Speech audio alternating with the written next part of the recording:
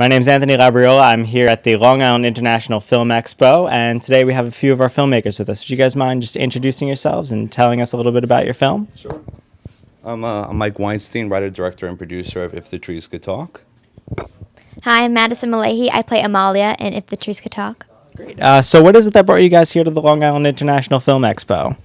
Well, one, we were accepted, which we're really excited about. It's our 25th film festival, and we grew up on Long Island, both of us, so we're very happy to be a part of that community as well. So thanks for having us. Really appreciate it. Thank you guys for joining us here. Why don't you tell us a little bit about your process for acting in the film and creating the film? You want to go first? No, go for creating? first. Well, this film was really different for me because this is the first time I've really gotten to use an accent on camera, That's right. the German accent. Yeah. And I feel like Amalia, even though she's not the main character, she's a really important character to the story.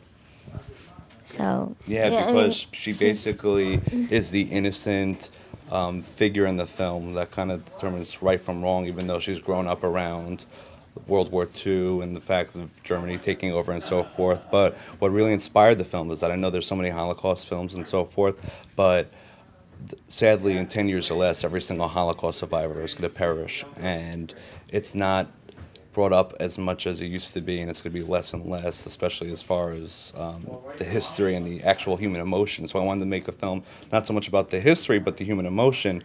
And because there are so many Holocaust films, I wanted to make it different by adding a supernatural, fictional aspect, but still telling that powerful message, so making it very different. And so far, I think it's been doing really well. And yeah. Is this your guys' first time screening If the Trees Could Talk? No, it's going to be our 25th time screening the film, and we were just recently in the Cannes Short Corner, and so far it's won 22 awards, actually, and so it's been really good. More importantly, it's getting the message out there and letting people know about the human emotion, what people experienced back then, and so forth. So that's the part I'm most proud of, actually. Yeah. That's fantastic. Congratulations, guys. Thank you so much. While you were making the film, what was your best moment on set bringing this film to life? I feel like one of my best moments on set was when Amalia is talking to her father when she comes back to him, and there's just this whole moment when he's in awe that he can see her, and she's just really cold and harsh toward him because of what he did to all the Jews. And I feel like that moment when he's looking at her when she comes back with all the dust and all of that, it's just a really, visually and emotionally, it's a big moment. Yeah, and this is the only film that I could say that I've ever done where I would say almost my entire vision was realized, because it was just, the casting is, I'm so proud of the casting, especially because I feel like what I dreamt is exactly what I got, which a lot of filmmakers can't say.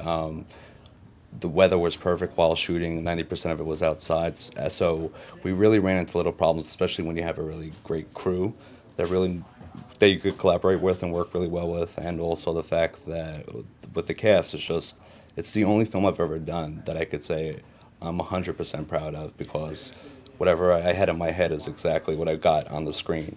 And not a lot of people could say that, and I've never said that before from the other films, so it's just probably one of the best professional experiences I've ever had, ever. So That's great to hear. It sounds like you guys had a pretty smooth run. Yeah.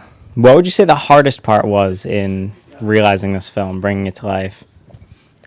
I mean, for me, just really fitting into this character, because Amalia has a brain tumor and she doesn't have the ability to communicate with people, which is, we're built to connect, you know? And it's just, I mean, emotionally, it's hard to put yourself in that place. Like, what does it feel like if I can't talk to other people, and if I can't get my message through to my father that he's doing something that's completely awful, and there's nothing I can do about it? Mm-hmm. Yeah, the hardest part was, when I wrote the script, the hardest part really is honestly making sure that it's historically accurate. Because if you're going to tell a story, especially when you're adding a fictional aspect to the film, you want to make sure that the historical parts are right, because it's such a sensitive subject. And probably the most difficult part was when the main Nazi, her father, at the end realizes his wrongdoings. It's trying to, you're definitely not trying to sympathize with him. So the hard part was making sure that you didn't really care about how he felt, but making him realize and understand without feeling emotional to him. So I think we accomplished that, but it's a big risk because when you're taking something so historical and sensitive and then adding something that's not real and fictional that could never happen, it's a risk. But I think it worked, and so far people agree that it worked. Thank God. So that was the hardest part. That was the biggest challenge. Yeah. So. Thank you guys so much for joining us here today, and thank you for presenting your film to the Long Island International Film Expo. Thanks so much. Can't wait. Thanks. And thank you guys for tuning into Reel-LIIFE.